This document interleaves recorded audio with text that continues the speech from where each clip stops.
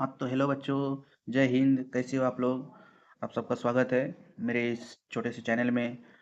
और आप सभी का बहुत बहुत शुक्रगुजार हूँ मैं कि पिछले वीडियो में आप लोगों ने बहुत प्यार दिया।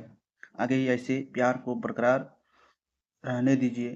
तो इस वीडियो में हम लोग पढ़ने वाले हैं रासायनिक अभिक्रिया एवं समीकरण।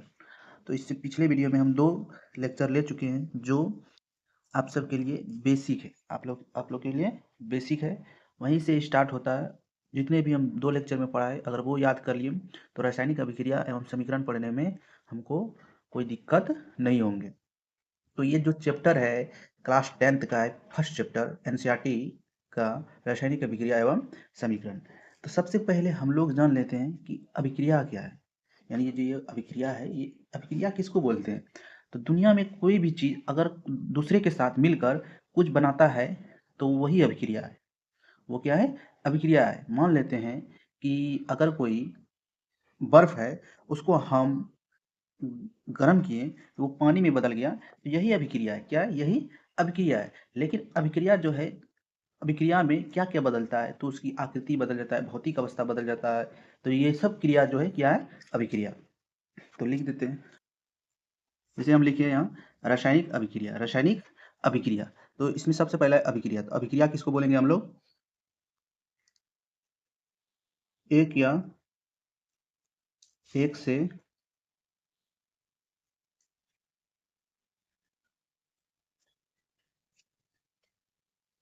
अधिक पदार्थ क्रिया करके एक अलग पदार्थ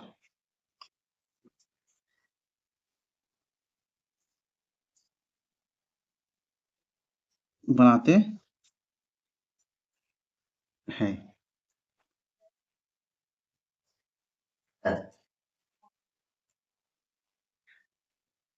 तो अभिक्रिया समझ गए कि अभिक्रिया किसको बोलेंगे? तो एक या एक से अधिक पदार्थ क्रिया करके एक अलग पदार्थ या वही पदार्थ निर्माण करता, उसी को क्या बोलते हैं? अभिक्रिया बोलते हैं। कोई भी चीज अगर एक दूसरे से क्रिया करके कोई भी पदार्थ बना रहा है तो उसी को हम अभिक्रिया बोलेंगे। अभिक्रिया को जो है 2 भागों में बांटा गया। कितने भागों में बांटा गया है? 2 भागों में बांटा गया। एक भौतिक अभिक्रिया, एक रासायनिक अभिक्रिया। तो हम पढ़ने वाले अब भौतिक अभिक्रिया क्या है और रासायनिक अभिक्रिया क्या है। इस चैप्टर में जो हम पढ़ेंगे वह रासायनिक अभिक्रिया है। भौतिक अभिक्रिया हम 9th में पढ़ चुके हैं, 9th में पढ़ चुके हैं, या मेरा 9th का वीडियो अपलोड कर रहे हैं, उसी में हम पढ़ेंगे। फिजिक्स में भौतिक, केमिस्ट्री में भौतिक अभिक्रिया क्या है। तो भौतिक अभिक्रिया को जान लेते हैं क्या होता है, उसके बाद रासायनिक अभिक्रिया जानेंगे क्या होता है। तो सबसे पहले हम लोग पढ़ते हैं भौतिक अभिक्रिया। तो भौतिक अभिक्रिया है क्या है? ये यानी इसका इंग्लिश क्या होता है? Physical change. फिजिकल चेंज होता है जब जिस परिवर्तन में क्या होता है, जिस परिवर्तन में पदार्थ का सिर्फ रूप बदलता है। क्या बदलता है? रूप बदलता है, लेकिन नया पदार्थ नहीं बनता। लेकिन नया पदार्थ नहीं बनता है, उसे भौतिक अभिक्रिया कहते हैं। यानी इसको इस तरह समझ सकते हैं, कोई बर्फ है, क्या है? बर्फ है। जब इसको गर्म करते हैं तो ये पानी में परिवर्तन होता है। यहाँ अभिक्रिया हुआ है, लेकिन कौन सा अभिक्रिया हुआ है? भौतिक अभिक्रिया। कैसे समझेंगे? तो समझाते हैं। कोई बर्फ है, उसको जब गर्म किए तो वो पानी में बदला। तो अगर देखो, फिर वही अगर पानी को हम ठंडा करते, तो पानी को हम ठंडा करते हैं तो क्या बदल जाएगा? बर्फ में। किस में बदल जाएगा? बर्फ में। पानी को अगर हम ठंडा किए तो बर्फ में। तो इस अभिक्रिया को इस तरह भी समझ सकते हैं, कोई अभिकारक उत्पाद में बदल रहा है। किस में बदल रहा है? उत्पाद में बदल रहा है, और फिर वो उत्पाद अभिकारक में बदल रहा है, तो वो भौतिक अभिक्रिया है। जैसे दूसरा ले लेते हैं, मोमबत्ती का पिघलना। मोमबत्ती का पिघलना, तो मोमबत्ती जैसे है, मोमबत्ती का जो पिघल के नीचे गिरता है मोम, फिर वो मोम से हम मोमबत्ती बना सकते हैं। ये कौन सा अभिक्रिया हो गया? भौतिक अभिक्रिया। यानी कोई पदार्थ नया बनता है, फिर उसी पदार्थ नया नहीं बनता है, बल्कि वही पदार्थ फिर अपनी मूल अवस्था में आ जाती है। जैसे बर्फ को हम पानी बना दिए, फिर बर्फ, पानी को हम बर्फ बना सकते थे। इस तरह अभिक्रिया को हम क्या बोलेंगे? भौतिक अभिक्रिया। लेकिन वही रासायनिक अभिक्रिया में अगर रासायनिक अभिक्रिया में अगर कोई चीज बन गया तो वह पुनः अपनी मूल अवस्था में नहीं लौट सकती। जैसे दूध से, दूध से दही बनना, दूध से दही बनना। तो अब दूध से तो दही बन गया, लेकिन दही से हम दूध बना सकते नहीं बना सकते। तो ये कौन सा अभिक्रिया हो गया? रासायनिक अभिक्रिया हो गया। तो रासायनिक परिवर्तन हुआ, तो रासायनिक परिवर्तन को क्या बोलेंगे? रासायनिक अभिक्रिया। इसमें नया पदार्थ नहीं बनता है, इसमें नया पदार्थ बनता है। कागज का काटना, कागज का काटना कौन सा होगा? तो बताइए आप लोग, कमेंट में जवाब दीजिएगा। तो हम लोग क्या सीखे? अभिक्रिया। अभिक्रिया किसको बोलेंगे? एक से अधिक पदार्थ जब क्रिया करके एक अलग पदार्थ बनाते हैं, उसी को क्या बोलते हैं? अभिक्रिया। अभिक्रिया कहते हैं। सब चीज में अभिक्रिया होता है, सब चीज में अभिक्रिया होता है। इस प्रकार भौतिक अभिक्रिया, इसका दो प्रकार है, एक भौतिक अभिक्रिया, दूसरा है रासायनिक अभिक्रिया।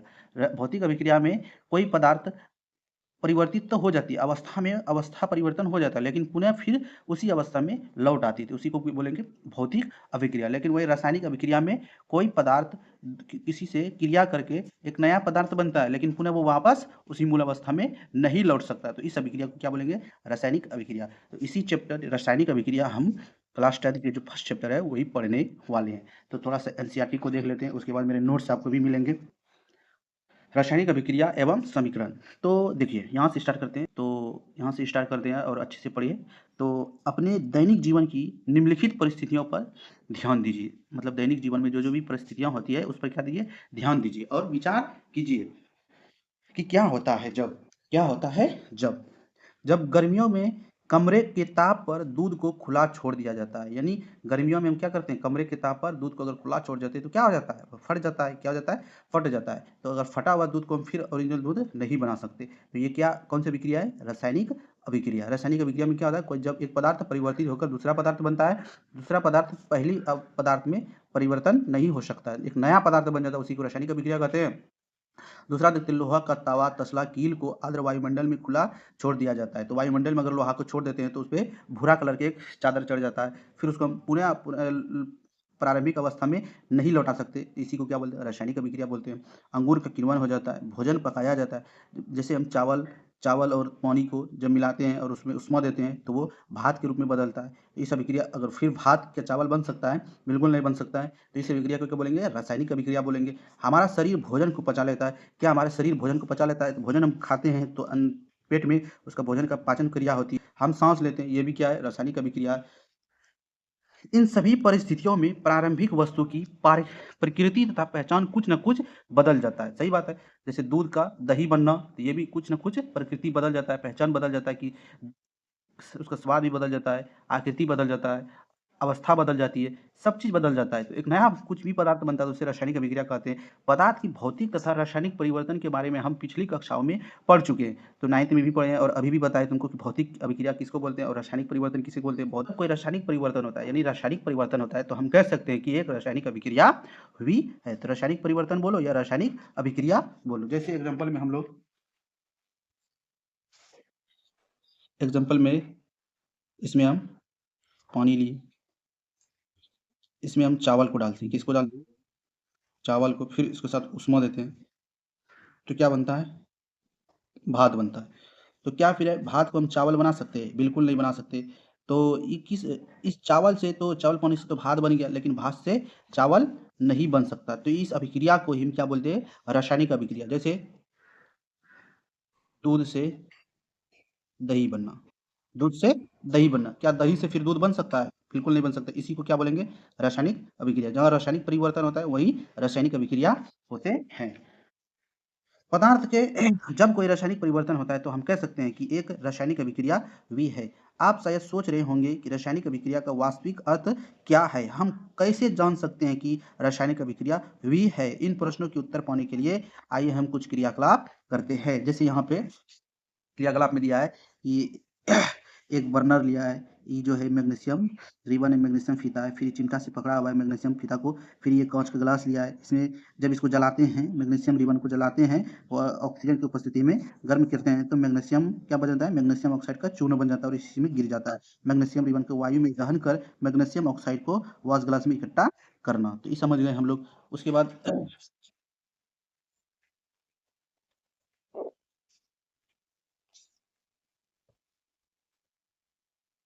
आपने देखा होता कि चमकदार श्वेत लौह के साथ मैग्नीशियम रिबन का दहन होता है और यह श्वेत चूर्ण की परिवर्तन हो जाता है। वह मैग्नीशियम ऑक्साइड का चूर्ण है। वायु में उपस्थित ऑक्सीजन तथा मैग्नीशियम के बीच होने वाली अभिक्रिया के कारण यह बनता है। यानी अभिक्रिया इस तरह भी समझा सकते हैं, जब मैग्नीशियम को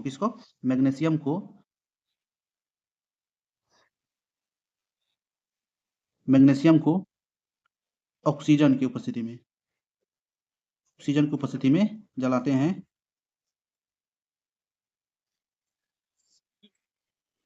मैग्नीशियम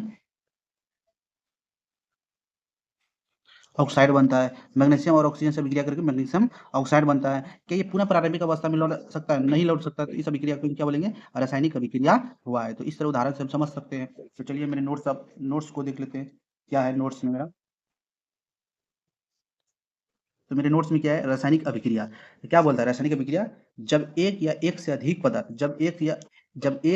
से अधिक पदार्थ परस्पर अभिक्रिया करके नए पदार्थ बनाते हैं तथा ऐसी अभिक्रिया को रासायनिक अभिक्रिया कहते हैं। यानी मतलब जब एक पदार्थ दूसरे पदार्थ से अभिक्रिया करके एक नए पदार्थ भिन्न गुण वाले बनाते हैं, उसी को क्या बोलते हैं? हम रासायनिक अभिक्रिया कहते हैं। एग्जाम्पल में जब चावल और पानी मिलता है तो क्या बनता है? भात बनता है। तो एक नए पदार्थ का निर्माण हुआ, तो इसी को क्या बोलेंगे? हम रासायनिक अभिक्रिया कहते हैं। तो एग्जाम्पल में जैसे समझ लेते हैं, मैग्नीशियम रिबन को वायु की उपस्थिति में, किसकी उपस्थिति में? वायु की उपस्थिति में दहन करने पर मैग्नीशियम ऑक्साइड का चूर्ण बनता है। जैसे मैग्नीशियम प्लस ऑक्सीजन, तो इसको हम गर्म करते हैं, वायु की उपस्थिति में गर्म करते हैं तो क्या बनता है? मैग्नीशियम ऑक्साइड बनता है। तो इसी अभिक्रिया को हम क्या बोलते हैं? रासायनिक अभिक्रिया। बहुत एग्जाम्पल ले लिए, आप सबको कोशिश करता हूँ मैं समझाने का। एक नया चीज सीखने वाला है कि अभिक्रिया में जो चीज भाग लेते हैं उसे बोलते हैं अभिकारक। क्या बोलते हैं? अभिकारक। और जो बनते हैं उसको क्या बोलते हैं? उत्पाद बोलते हैं। क्या बोलते हैं? उत्पाद बोलते हैं। मान लेते हैं जब चावल लेते हैं हम प्लस पानी लेते हैं तो इसको गर्म करते हैं तो किसमें बदल जाता है? भाप में। तो ये पूरा क्या है? रासायनिक अभिक्रिया। क्या है? रासायनिक अभिक्रिया है। तो रासायनिक अभिक्रिया में भाग